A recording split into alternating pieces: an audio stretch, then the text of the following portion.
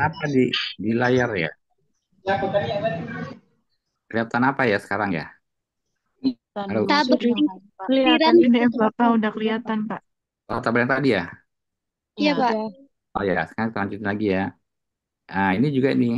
Jadi kalau kita menggunakan intervening variabel, kita misalnya satu menolak etos kerja, satu menerima etos kerja. Jadi kita pakai data yang tadi, ternyata yang nggak setuju dengan kebijakan yang dikeluarkan perusahaan, ada 90% itu orang yang usianya muda, 96%, yang usianya senior, yang udah tua 71%. Berarti dari sini kan orang yang suka bolos itu artinya orang yang usianya muda dan menolak etos kerja. Itu ya, itu ininya, kegunaannya. Jadi kita bisa mempersempit analisis kita biar bisa tahu ternyata yang suka bolos itu siapa, bukan hanya orang jadi anggota aja, tapi dia orangnya usianya muda dan suka menolak etos kerja, ya.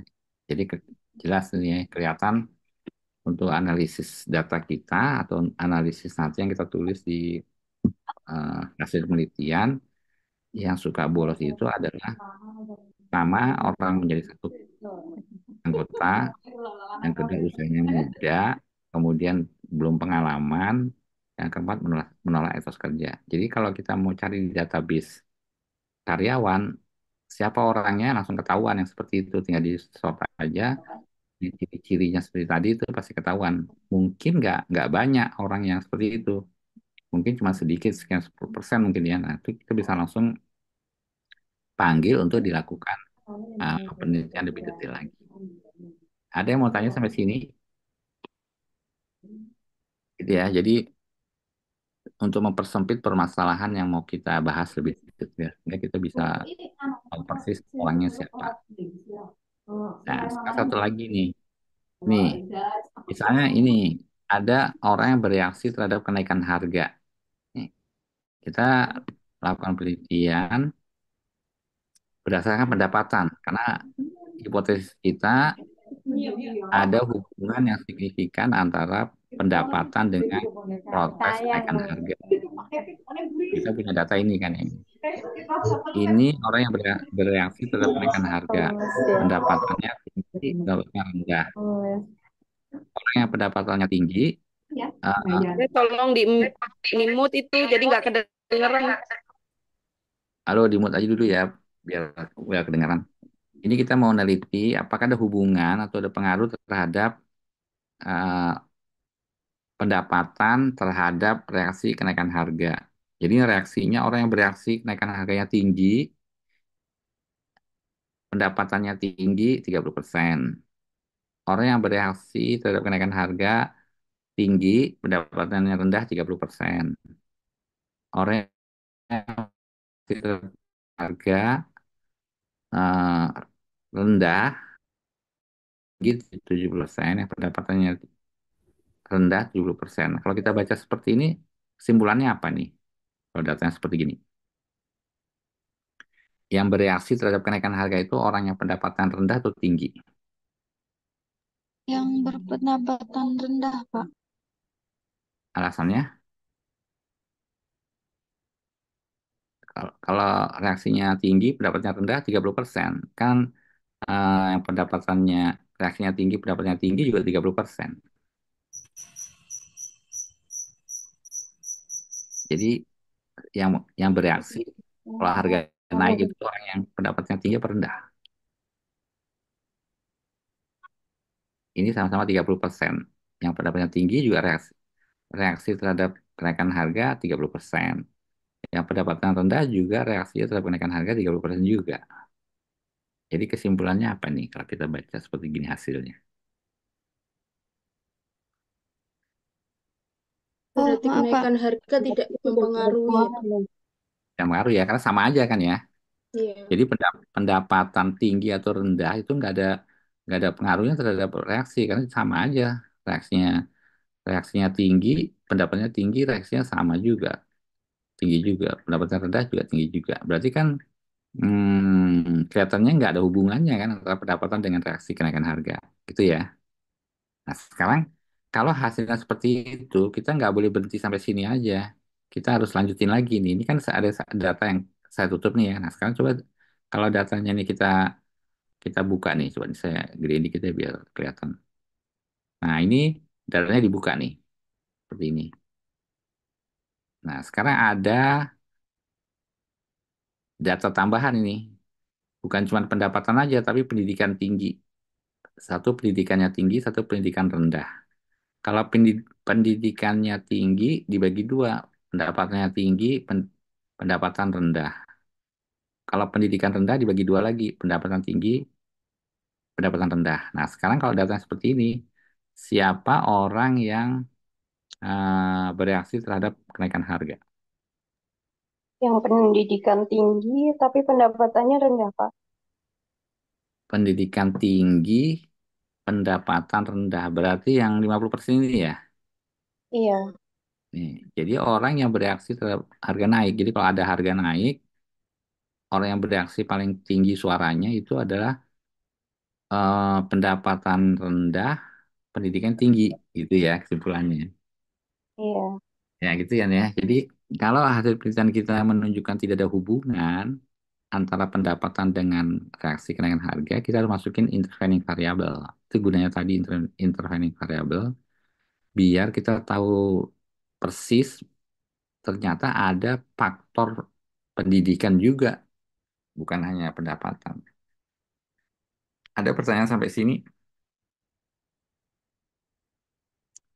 Silakan kalau ada yang mau tanya. Kalau Pak untuk pembahasan karirnya kayak gimana ya? Oh, karir.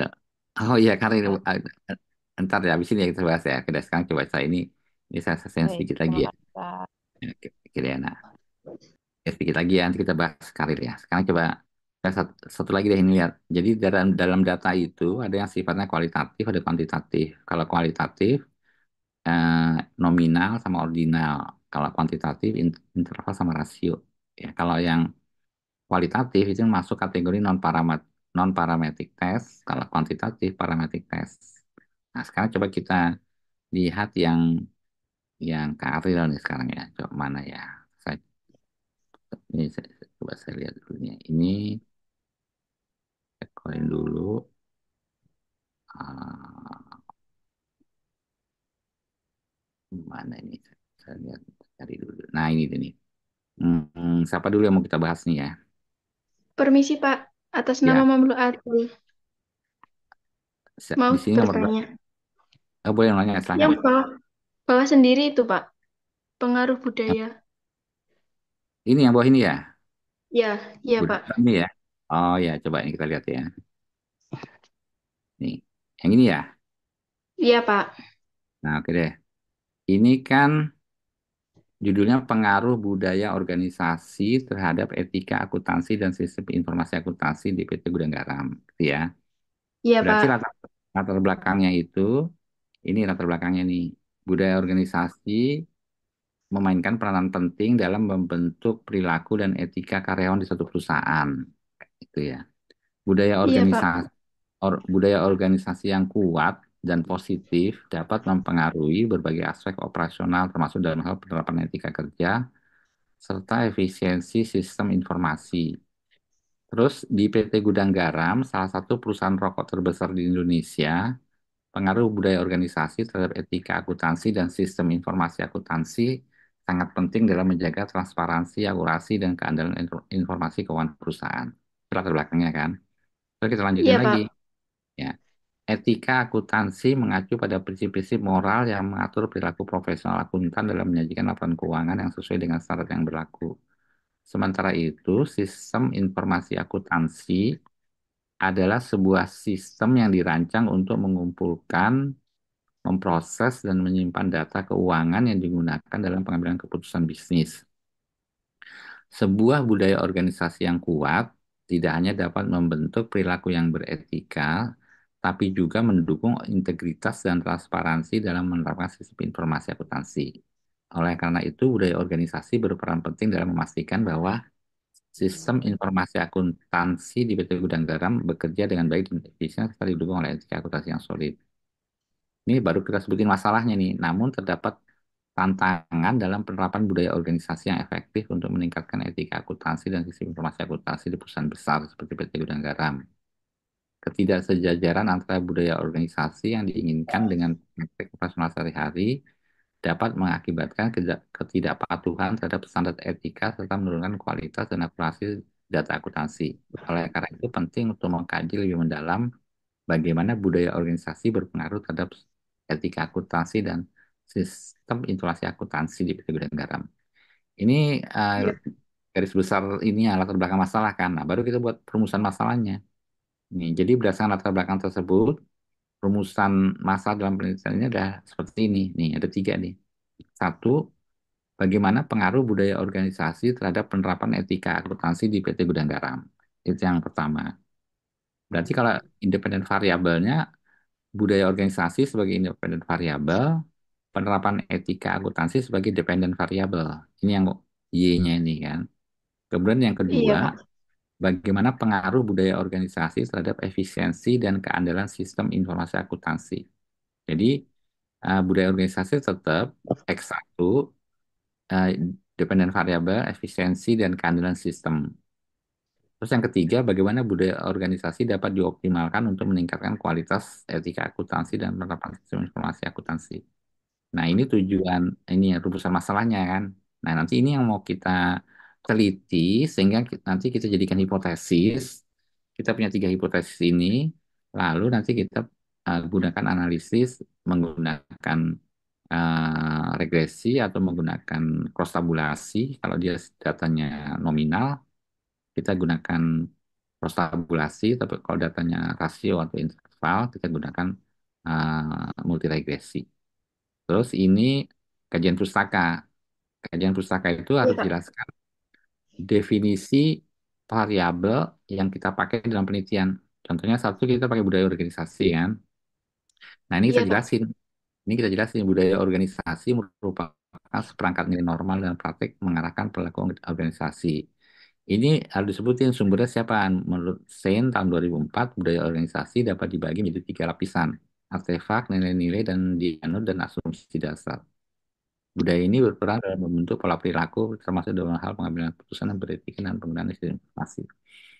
Jadi budaya organisasi dijelaskan di dalam kajian pustaka. Terus etika akuntansi, karena ini kita pakai sebagai variabel, dijelaskan juga nih. Etika akuntansi mengacu pada standar moral yang digunakan dalam profesi akuntansi untuk memastikan penyajian informasi yang benar, transparan, dan sesuai dengan standar keuangan yang berlaku. Ini menurut Willy tahun 2015. Jadi akuntan yang beretika diharapkan untuk bertindak dengan integritas, objektivitas, dan menjaga kerahasiaan informasi keuangan. Itu etika akuntansi. Kemudian sistem informasi akuntansi sendiri, itu kita jelasin lagi.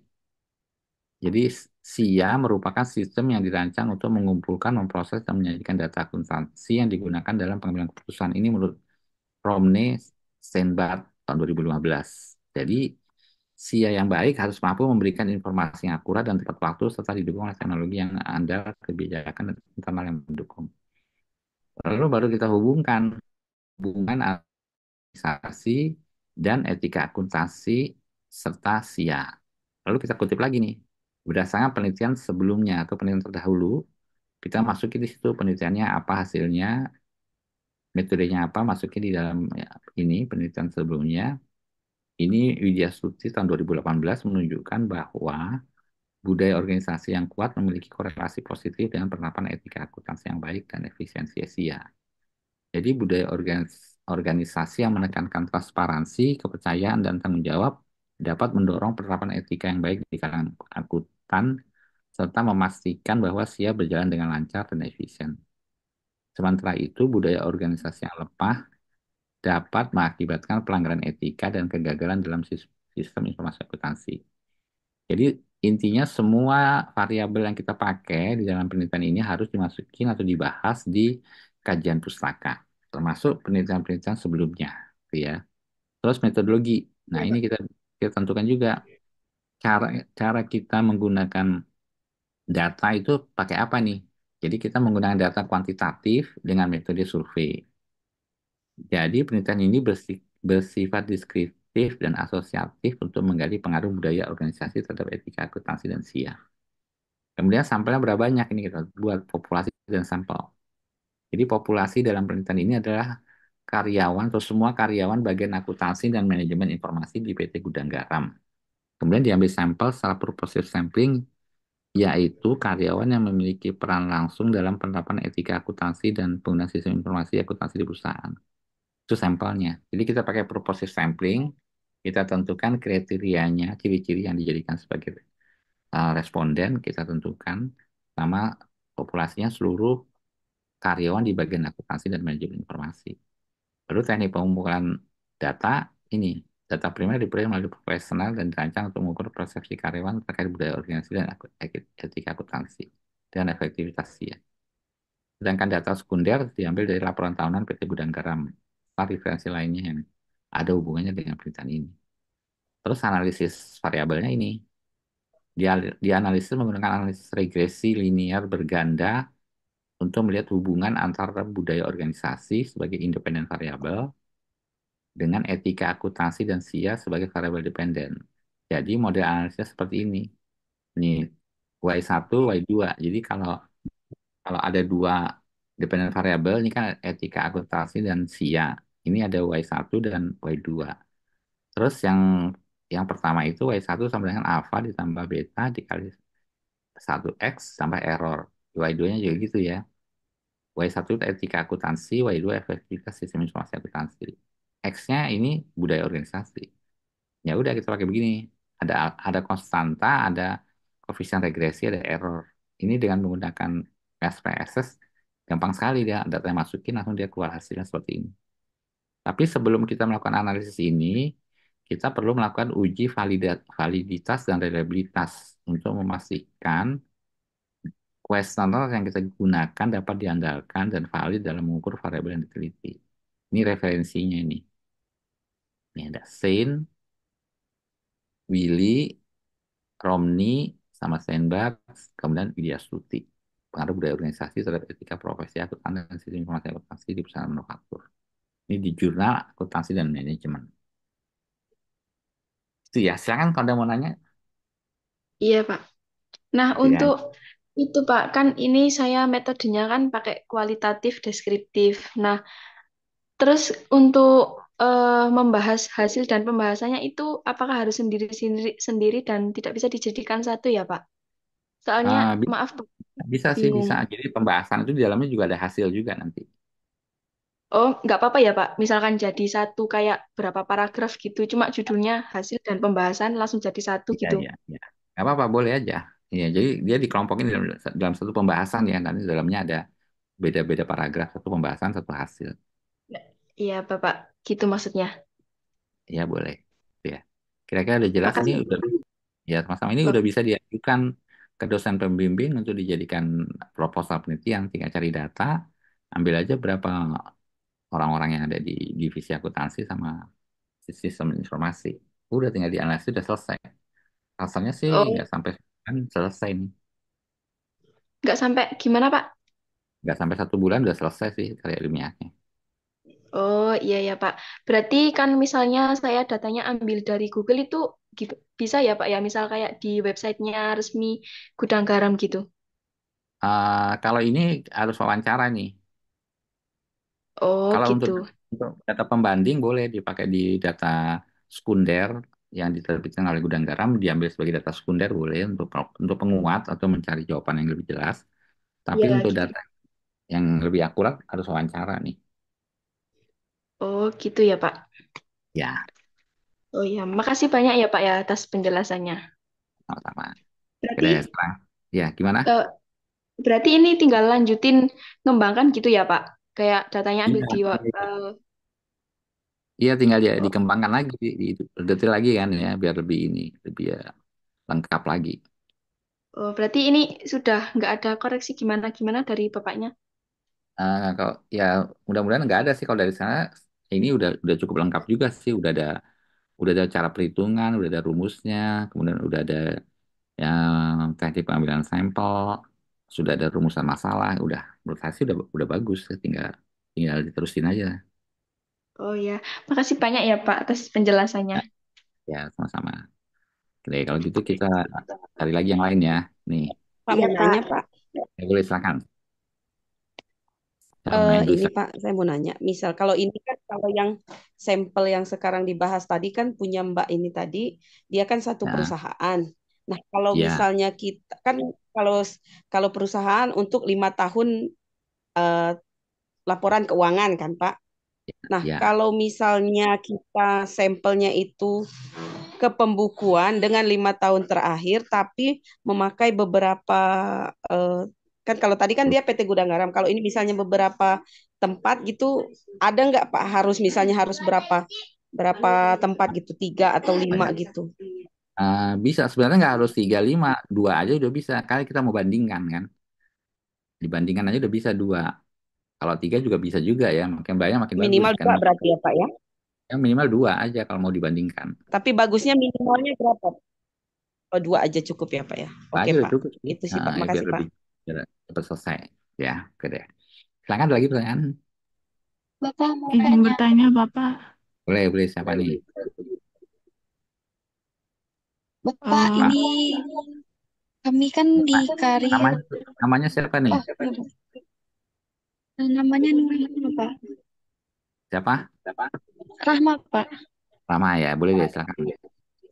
Mau nanya di tugas karir kami di UT, ini kan Iya. ada disuruh buat jurnal gitu kan Pak, terus Oh disuruh ya. ngerangkum. Oh Nah, gitu. Nah, terus buat ngerangkum jurnal sama bukunya itu tuh ada tips dan triknya nggak Pak? kalau ngerangkum jurnal kan tinggal dibaca aja jurnalnya, dicari jurnalnya, dirangkum kan.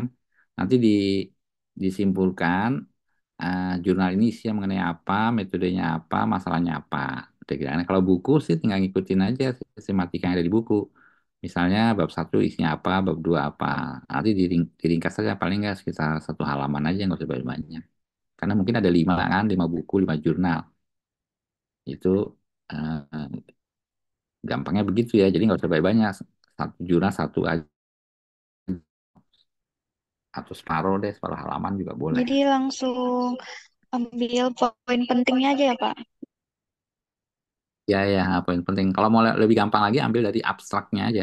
Oh Karena di depan di jurnal ada abstrak kan. iya Pak, Nah, itu aja, ambil aja itu. Itu kan udah sama aja gambarkan isinya. iya Pak, terima kasih Pak. Iya, sama-sama. Silakan ada lagi yang lain. saya, Pak, permisi izin bertanya. Namanya? Rindi, Pak.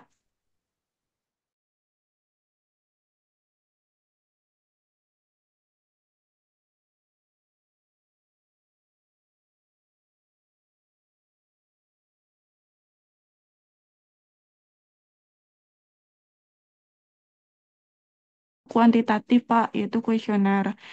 Ya. Menurut pendapat Bapak, apakah dengan data kuesioner itu dapat memvalidkan penelitian saya, Pak? Apa ada metode yang lain gitu, Pak, biar datanya valid untuk hubungan antara variabelnya? Oh ya, coba deh. Kita lihat di sini nomor berapa ya? Paling dia. Iya, Pak Rindi Antika.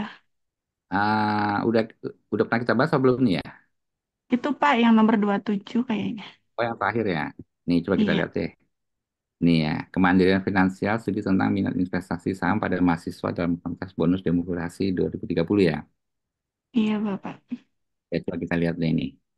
Ini latar belakang masalahnya kan memang tahun 2030 itu terjadi bonus demografi akibat usia produktif 15 sampai 64 tahun itu jumlahnya paling besar. Itu ya. Itu Iya, nanti iya. kita sebutnya dari BPS. Ini pasti ada nih. Kemudian bonus demografi ini memberikan peluang bagi Indonesia untuk meningkatkan produktivitas ekonomi. Asalkan penduduk usia produktif tersebut memiliki ekonomi yang baik, termasuk literasi finansial yang memadai, eh, dan pendidikannya kan yang pasti. Kemudian salah satu instrumen penting dalam mencapai kemandirian finansial adalah investasi saham. Saham tidak hanya menawarkan potensi keuntungan yang tinggi, tapi juga merupakan instrumen investasi yang dapat membentuk kebiasaan menabung dan mengelola keuangan secara bijaksana. Ini latar belakang secara umumnya. Kemudian kita persempit lagi. Namun minat investasi saham di kalangan mahasiswa masih relatif rendah. Rendahnya literasi finansial, keterbatasan modal, serta kesulitan dalam mengakses informasi terkait investasi saham seringkali menjadi penghalang bagi mahasiswa untuk terjun ke dunia investasi.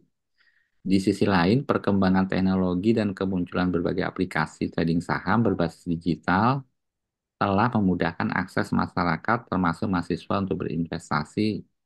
Dengan akses yang semakin mudah ini muncul peluang besar untuk meningkatkan minat investasi di kalangan generasi muda. Jadi kita persempit lagi yang di ke aplikasi. Kemudian melihat potensi bonus demografi dan pentingnya literasi finansial serta investasi saham dalam membentuk kemandirian ekonomi, penting untuk memahami faktor-faktor yang mempengaruhi minat mahasiswa dalam berinvestasi saham. Studi ini bertujuan untuk menganalisis bagaimana literasi finansial, aksesibilitas aplikasi trading, dan keterbatasan modal mempengaruhi minat mahasiswa dalam berinvestasi dalam saham serta merumuskan strategi untuk meningkatkan partisipasi mahasiswa dalam memanfaatkan bonus demografi 2030. Nah, sekarang perumusan masalahnya ini. Yang pertama, bagaimana literasi finansial mempengaruhi minat mahasiswa untuk berinvestasi di saham? Yang mau kita cari jawabannya, ya kan? Berarti di sini literasi finansial itu sebagai independen variabel mempengaruhi minat mahasiswa untuk berinvestasi itu dependen variabel, ya kan? Terus yang Iya. kedua, apakah aksesibilitas aplikasi trading berpengaruh signifikan terhadap keputusan investasi mahasiswa? Nah, aksesibilitas aplikasi ini X2 ini, independent variable, itu akan mempengaruhi terhadap keputusan investasi mahasiswa. Ini yang Y-nya. Kemudian yang ketiga, bagaimana keterbatasan modal menjadi kendala bagi mahasiswa untuk mulai investasi saham. Keterbatasan modal itu namanya X3. Itu mempengaruhi investasi saham. Nah, ini Y-nya investasi saham. Terus yang keempat, bagaimana upaya meningkatkan minat investasi saham pada mahasiswa dapat mendukung pemaparan bonus demografi 2030. Jadi kita punya beberapa variabel yang jelas yang sudah tercatat di sini, X1, X2, X3, sama X4 ini minat investasi. Itu dapat Mhm. mendukung demografi. Nah, sekarang kajian pustakanya itu harus memasukkan semua variabel yang kita mau teliti. Contohnya ini, literasi finansial dan minat investasi. Ini sudah ada bukunya, karangan Lusardi sama Mitchell tahun 2014. Jadi literasi finansial adalah kemampuan individu untuk memahami, mengelola, dan menggunakan informasi keuangan dengan bijak. Tingkat literasi finansial yang rendah menjadi salah satu faktor utama menghambat keputusan investasi termasuk di kalangan mahasiswa. Jadi menurut Atkinson dan Messi tahun 2012, literasi finansial memiliki korelasi positif dengan perilaku investasi seseorang, di mana individu dengan literasi keuangan yang baik cenderung lebih percaya diri dalam berinvestasi dan mampu mengambil keputusan investasi yang lebih baik. Ini untuk literasi finansial dan minat investasi. Kemudian yang kedua, aksesibilitas aplikasi trading saham. Jadi ini ke ininya ya, ke apps-nya ini, ke aplikasinya. Jadi perkembangan teknologi telah mempermudah akses masyarakat terhadap instrumen investasi melalui aplikasi trading saham. Jadi platform seperti Ajaib, Stockbit, iPod, kemudian Bibit, jadi banyak ada aplikasi menawarkan interface atau antarmuka yang mudah digunakan dan informasi transparan terkait perdagangan saham. Penelitian oleh Rau dan Kasyap tahun 2017 menunjukkan bahwa kemudahan akses melalui aplikasi digital dapat mendorong peningkatan minat dan partisipasi dalam investasi saham, terutama di kalangan anak muda yang akrab dengan teknologi. Terus ketiga, keterbatasan modal. Ini kan tadi kita bahas keterbatasan modal. Jadi kita masukin juga di sini kita definisikan keterbatasan keterbatasan modal dan kendala investasi. Jadi mahasiswa seringkali menghadapi keterbatasan modal sebagai penghalang utama dalam memulai investasi. Meski beberapa aplikasi trading kini memungkinkan pembelian saham dengan modal kecil, keterbatasan pengetahuan mengenai hal ini masih menjadi kendala. Penelitian oleh Van Roy, Lusardi, Alessi tahun 2011 menunjukkan bahwa Modal yang terbatas seringkali menjadi hambatan utama bagi individu muda dalam berinvestasi, bahkan ketika mereka memiliki pengetahuan yang cukup tentang investasi. Ini salah satu kendalanya keterbatasan modal. Kemudian bonus demografi, ini juga kita jelasin lagi. Bonus demografi dan pentingnya investasi bagi generasi muda. Jadi bonus demografi yang diprediksi akan terjadi pada tahun 2030 membuka peluang besar bagi peningkatan ekonomi nasional. Namun hal ini hanya terrealisasi jika generasi muda memiliki literasi finansial yang baik dan mampu memanfaatkan instrumen investasi untuk membangun kemandirian finansial. Ini dari hasil penelitian Kim dan Lee tahun 2018. Jadi investasi saham adalah salah satu jalan yang bisa ditempuh oleh mahasiswa untuk mempersiapkan diri secara finansial dalam menghadapi bonus demografi tersebut. Sekarang metodologinya, nah ini dia nih. Jadi penelitian ini menggunakan metode kuantitatif dengan pendekatan survei. Data dikumpulkan melalui kuesioner yang disebar kepada mahasiswa di berbagai perguruan tinggi di Indonesia yang memiliki akses ke aplikasi trading saham. Sampel dalam penelitian ini diambil dengan menggunakan teknik purposive sampling, di mana mahasiswa yang menjadi responden adalah mereka yang telah memiliki pengetahuan dasar tentang investasi saham atau memiliki minat untuk berinvestasi. Jadi nanti kita definisikan, karena ini purposive sampling, berarti kita tentukan syarat-syaratnya.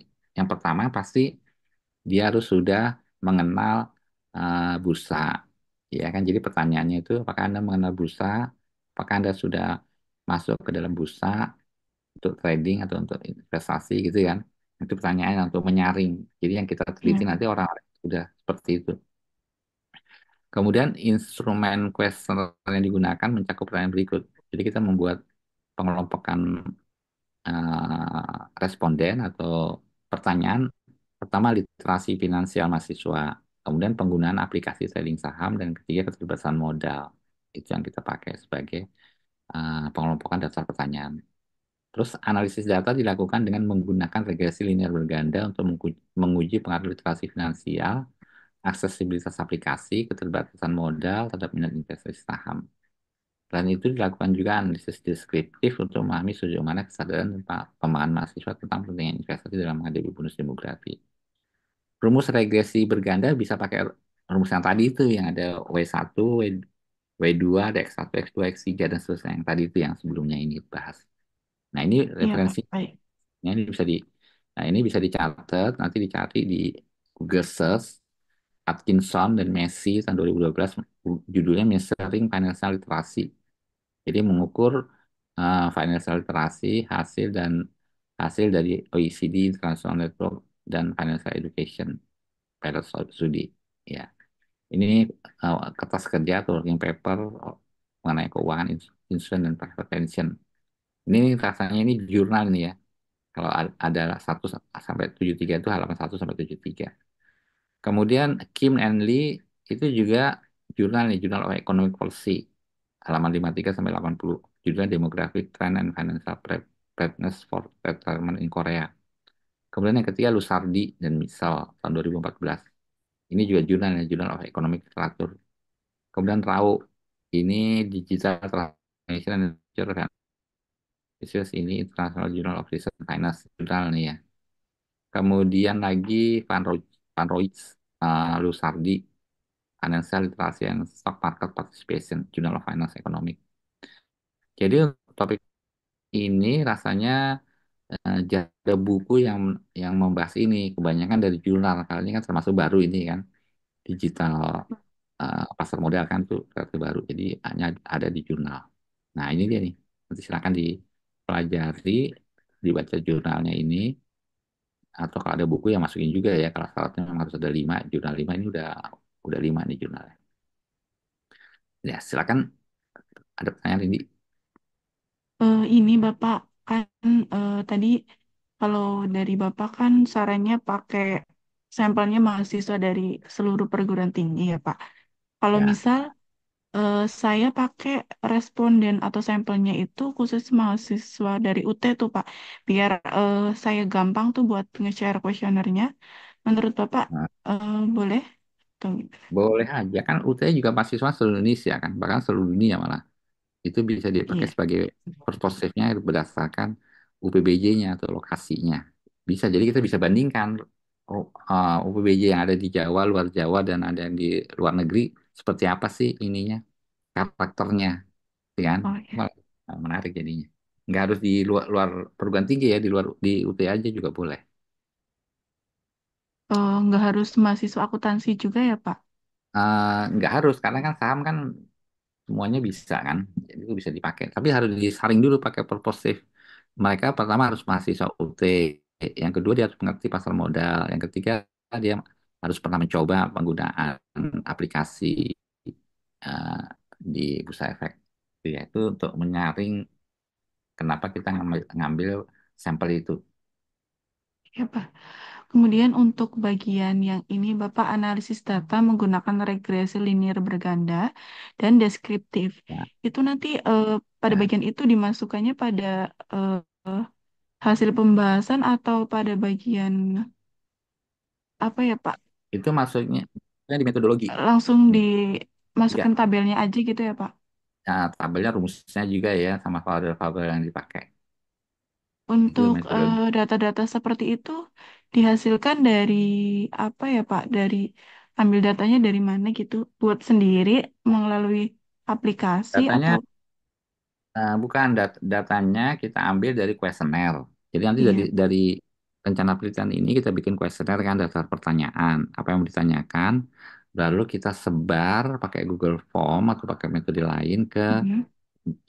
sesuai yang sesuai dengan syarat yang kita pilih tadi. Nanti dari situ kita tabulasi, kita coding, kita masukin ke SPSS. Oh Udah iya, tinggal iya. diproses aja udah keluar.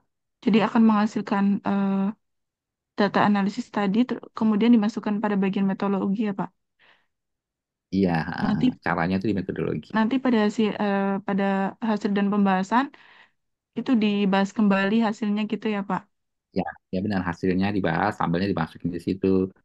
Hasil dari perhitungan di komputer juga dilampirkan gitu biar jelas prosesnya Ya, baik. Terima kasih banyak, Bapak. sama. Oke, itu tadi ya satu Rindi. Sekarang kita lihat lagi nih yang lain nih. Kita masih ada Ya, waktu nih Pak. ya. Saya mau Saya tanya, saya nih, kan silakan. ngambil ngambil judul kolerasi antara jumlah kunjungan sakit terhadap realisasi pendapatan PLUD pada Puskesmas Kalimana kayak gitu ya. Terus saya Ya, eh, mengambil metode yang saya ambil menggunakan data kuantitatif. Itu kan saya ya. ngambilnya data sekunder dari jumlah kunjungan pasien, pendapatan, dan pengeluaran kayak gitu. Apakah Ya. harus mengambil sampel dari puskesmas-puskesmas yang lain? Apa kalau misalnya nggak pakai sampel ke puskesmas lain bisa nggak, Pak? Oke deh. Di sini nomor berapa ini? Soal Juli ya? Nomor 12 yang